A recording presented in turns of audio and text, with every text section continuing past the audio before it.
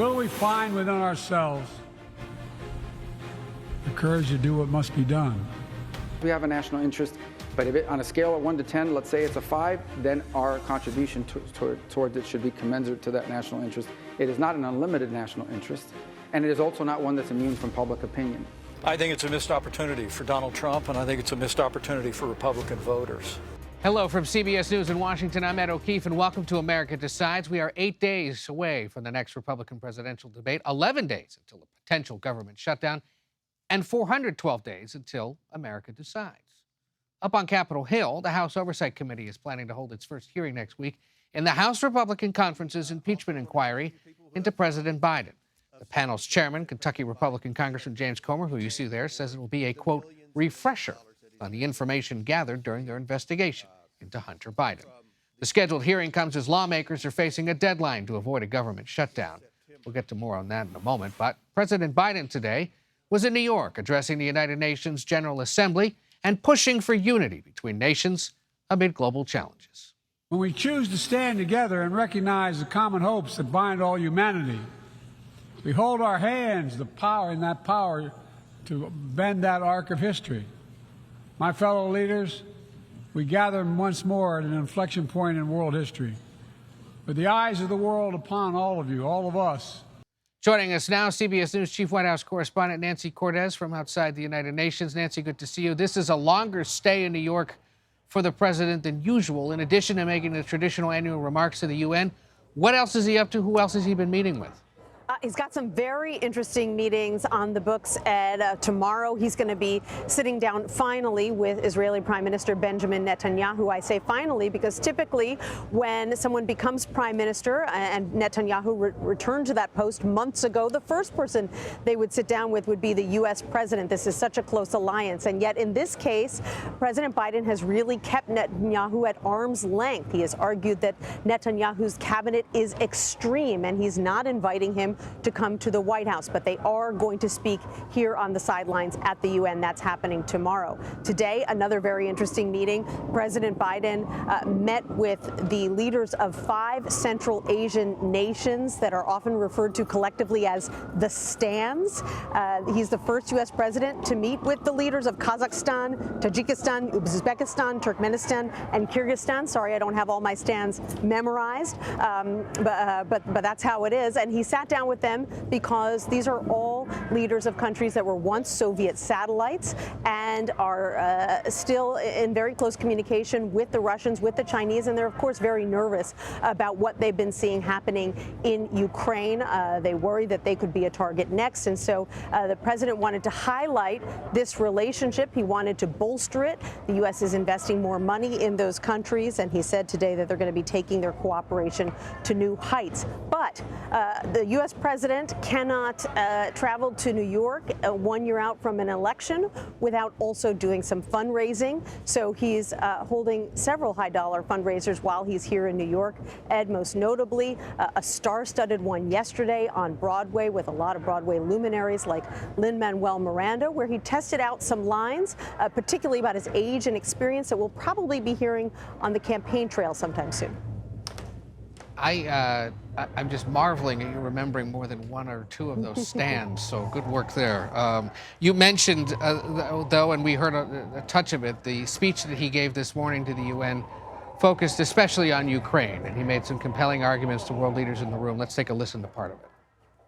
If we allow Ukraine to be carved up, is the independence of any nation secure?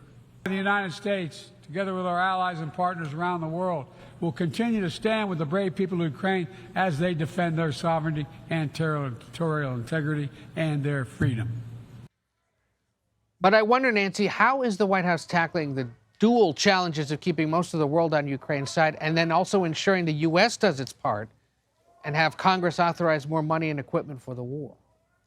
Yeah, you know, there's been some criticism of the White House that it hasn't done enough to try to sell Congress, particularly Republicans in Congress, on another $24 billion in aid for Ukraine. There are some Republicans who are balking at that money. Now, you could make the argument that perhaps if they're on the fence, the White House might not be the party to make that case. They might be listening to Republican leaders instead. But nevertheless, President Biden will get some help with that this week because Ukrainian President Volodymyr Zelensky is also here in the U.S. He gave a very rousing speech to the UN today, and he, too, is going to be coming back down to Washington. He'll meet with the president at the White House, but more importantly, he will go down to Capitol Hill and meet with congressional leaders, including the House Speaker Kevin McCarthy, who said just today that he has some concerns about how that money is going to be spent, how the money has been spent so far. He says he has some questions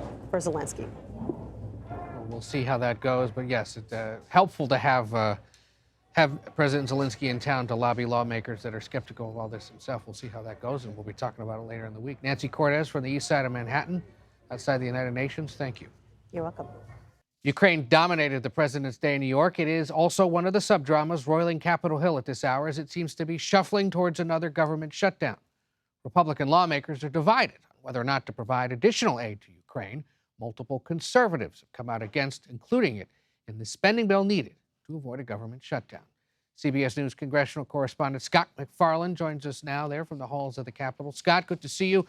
The closer we get to September 30th, the closer or the more likely a shutdown becomes. So what, if anything, happened today to stop that from happening? And what, if anything, happened today to help Kevin McCarthy hold on to his job in such a narrowly divided House? This day began on a highway towards a government shutdown, September 30th, and this day ended as if the slow car got out of the left lane and they hit the gas pedal to go much faster. It's not just what happened on the floor late today, though that was part of it. It's the tone and tenor of House Republicans. Let's start with what happened on the floor late today. They brought to the floor in the U.S. House what is usually the easiest spending bill to pass, a rule vote on the bill to fund the military, something every district in America needs and likes. That bill came up short on the needed Republican votes. It failed. That's an indication things are going south. It's an ominous sign. But then coming off the floor, Ed, there was this animus between Republicans against each other. One group of Republicans calling the Republicans who opposed that military spending bill dangerous, obstinate, and sycophants for China. That's the language Republicans are using against each other.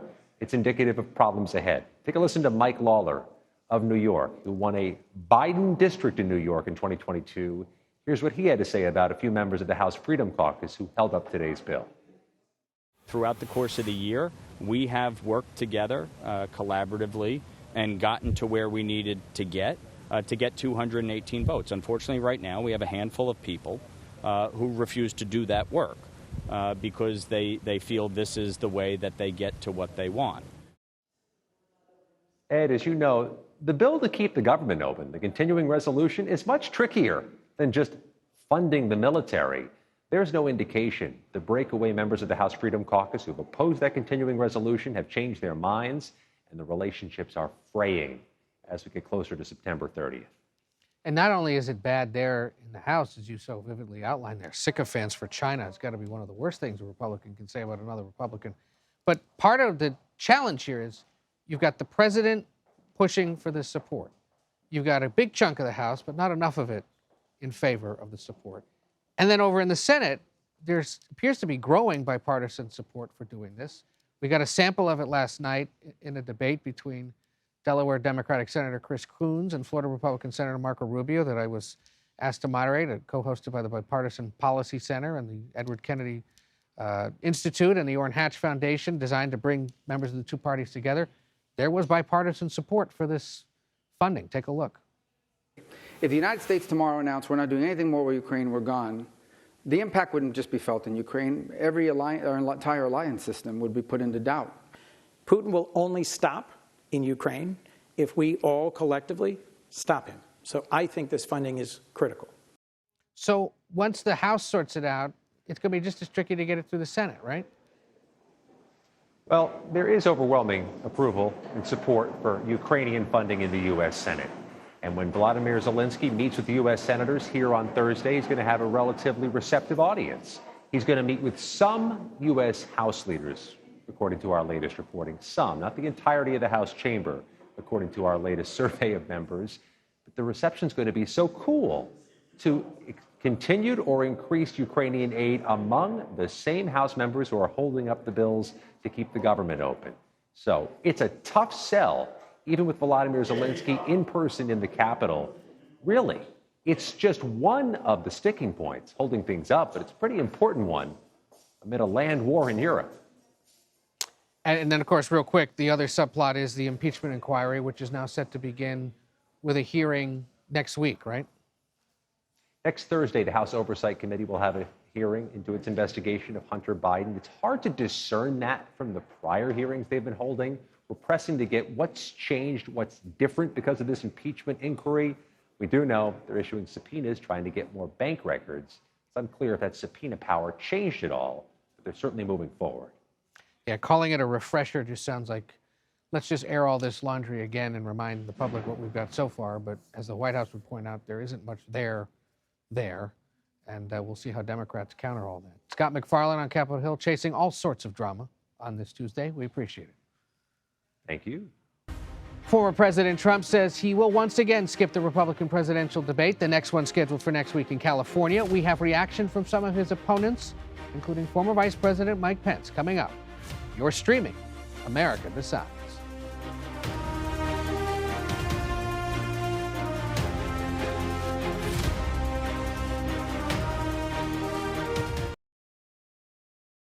I'm sure he's not coming to the Reagan debate.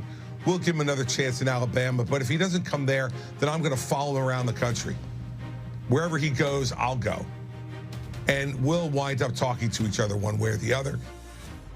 Welcome back to America Decides. Former New Jersey Governor Chris Christie and the 2024 GOP field will have to wait beyond next week's debate to go toe-to-toe with former President Donald Trump. The Republican frontrunner is skipping the debate to instead visit the Detroit area and meet with United Auto Workers who are on strike.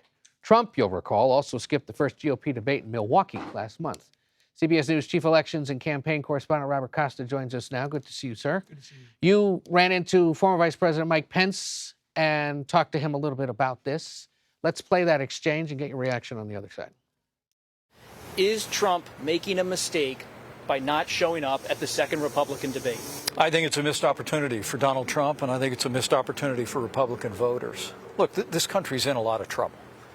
Joe Biden has weakened America at home and abroad, and I think the former president, just like all the rest of us vying for the Republican nomination, owe it to the American people to express what our agenda will be for turning this country around. Because as I said in a speech in New Hampshire just a couple of weeks ago, Bob, look, when we ran in 2016, Donald Trump promised to govern as a conservative, and we did govern as conservatives. But he makes no such promise today. I mean, as we discussed, that on the world stage, we hear increasingly Donald Trump and some of his imitators are talking about walking away from America's role as leader of the free world. Joe Biden's policy on our national debt is insolvency, and Donald Trump's position is identical to Joe Biden's. He won't even talk about reforming the entitlements, driving a national debt that threatens our prosperity. And on the right to life, you know, I'm pro-life. I don't apologize for it. But Donald Trump, even this last weekend, said that a heartbeat bill that passed in Florida was a terrible mistake, and even blamed losses in the 22 midterm elections on the fact that we overturned Roe versus Wade. I think the time has come for him to step forward and start talking not about the past, but about the future, because I truly do believe it's that vision for the future, which I think ought to be built on that common sense conservative agenda that's defined our party and defined our movement. Got a sharper knife there as he goes after the former president. And notable, he's not only going after the former president, but Donald Trump and some of his imitators, which seems a veiled reference to Vivek Ramaswamy, who he sparred with in the last debate. Or not so veiled. Yeah. You have in former Vice President Pence, someone who's trying to get traction in the Republican presidential race. He's calling Trump's decision to not attend the second debate a missed opportunity for Trump, but it's also a missed opportunity for former Vice President Pence, for former New Jersey Governor Chris Christie. All of these contenders are searching for a moment, searching for any way to get electricity around their candidacies at this crucial moment in the race. You also talked to him about some of the recent comments by the former president on foreign policy. Let's take a listen. You suggested that he might be, with his policy positions and statements, leaning toward an appeasement policy when it comes to Russia and China. What's your concern about former President Trump's position on China specifically? You know, I led in the administration with the very first address, announcing our change policy toward China. And for all 4 years, we developed a whole new national consensus about China. I think the American people now understand that China is the greatest economic and strategic threat that's faced by the United States of America. But when I hear my former running mate speaking about walking away from American leadership as war rages in Eastern Europe, when I see other voices in the party that suggest that we can look the other way as China continues its military provocations and makes its ambitions to move against Taiwan more clear by the day, I thought it was important to make it clear that the progress that we made during our administration on the world stage was because we practiced peace through strength. Reaching back to that Reagan rhetoric again. What do you make of that? I mean, it's clearly this growing divide. He's trying to call it out. And he's calling the former president his former running mate. Yeah. And he said that repeatedly in our interview yesterday, my former running mate, my former running mate. For Pence, that's a dismissive way of phrasing his approach to Trump. For so long, we saw him as the loyal soldier at Trump's side, always referring to him as President Trump. Now it's my former running mate. Because Trump has been relentless in attacking Pence ever since the days before and after January 6th. And you see in Pence's candidacy an attempt to revive traditional conservative ideas on foreign policy and on cultural and social policy.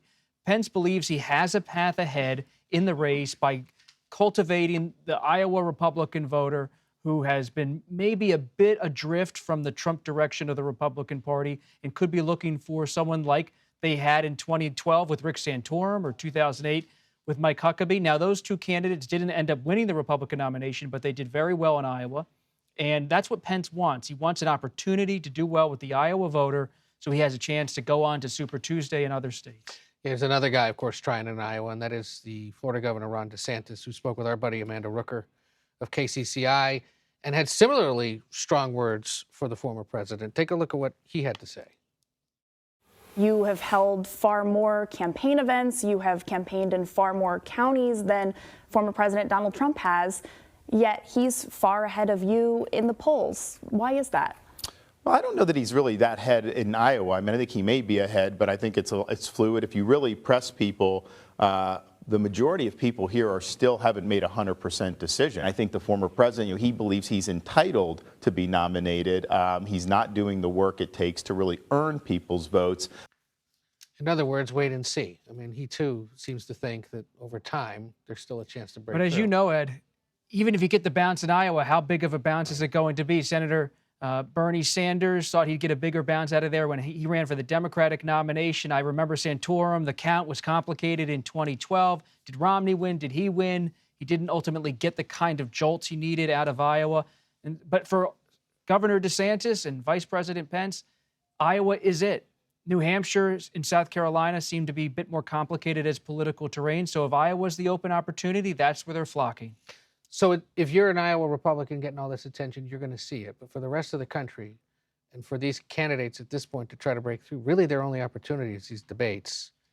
But if Trump doesn't show up. Right. So I always look at Iowa as a place where there's a late break. I mean, I love covering this day to day, week to week. I know you do too. We have a lot of passion for the process of politics. But Iowa is a place where even the Iowa caucus goer doesn't really start to plunge into who's in the race, where do they stand until after Christmas, right? And the holidays in December. That's right. Save your energy for post-Christmas once the returns have been made. Then but I think we'll be there in the fall. Every so often, whether we want to be or not. But we do, because it's fun to watch. Robert Costa, thank you. Great conversation with the former vice president. Leaders of the Latino American community are working to bring the National Museum of the American Latino to the National Mall. Next, in this Hispanic Heritage Month, we'll speak with famed music producer Emilio Estefan about his efforts. You're streaming America Decides.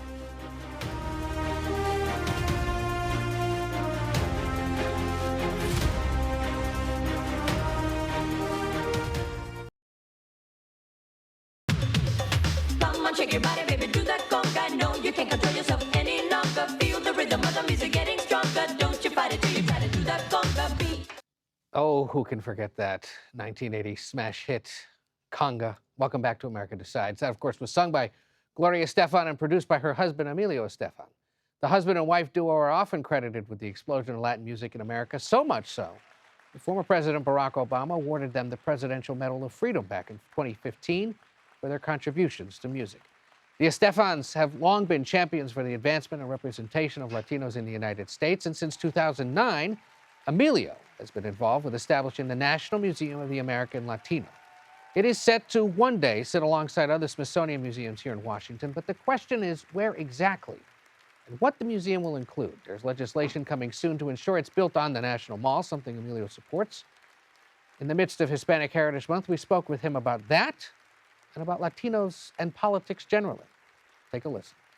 I think being in the mall represents that we accomplish something, the respect of the people that love America, the people that want to be sure that, we live a history of appreciation and thankful to this incredible country. And, I hope that, this goes and we get a good place to realize that, that we really want to express and show the history and all the accomplishments and things that the Latinos are doing in this country. Ultimately, at the end of the day, what do you want to see in this museum? What do you think should be there for people to better understand the Latino story? We come from different countries, and something, I feel that at the end has to be like one flag, one color of Latino, thankful to United States. We need to be sure that people feel that, we do this with a lot of respect. On the same time, we want to recognize people that went through a lot at the beginning, like the African American, the American Indian. It was a lot of confusion. They told me my music will never work. And I say, it's going to work because I believe in people. And I believe people have very open mind to accomplish a lot of things. We live in the best country in the whole world. And something, I wanted this to be a celebration for the American people and a way to say thankful to everything that we accomplish in this country because we live in a free country. You're somebody who's been close with American presidents, who knows a lot of members of Congress, and, occasionally engages in politics, or at least gets asked about it. Are you keeping tabs at all on the election coming up next year? Yeah, I'm totally independent. I don't believe in parties. I can tell you that. I believe in a good president and a bad president, but every president has good things and bad things. I produce 40 events in the White House. I produce Summit Americas. I'm a producer. I work on the Olympics and 3 halftime Super Bowls. And, to me, it's important to get near to the president because sometimes you clarify things that they have a lot of questions. And I think, something they need to feel the love of the Latino community. Now, we're becoming more and more powerful when it comes to the spending, about, the being a customer that to a lot of the big corporations but more than anything else, political, we're becoming important. I think it's important they feel that the same love that we have for them, they have to have the same love for us. And to be sure that they have to recognize that we love this country and how lucky we are and how thankful we are. And I think I always said, great communication makes things happen. And, sometimes it's good to be close to the president. Good to talk to somebody who has taken advantage of his success and is trying to do something for the public good with it. Emilio Estefan is in Washington tonight to be honored by the Recording Industry Association of America as an industry trailblazer. And that is certainly one way to describe his work. You can see the full interview at cbsnews.com. That does it for today. Thank you for watching America Decides. You're streaming CBS News.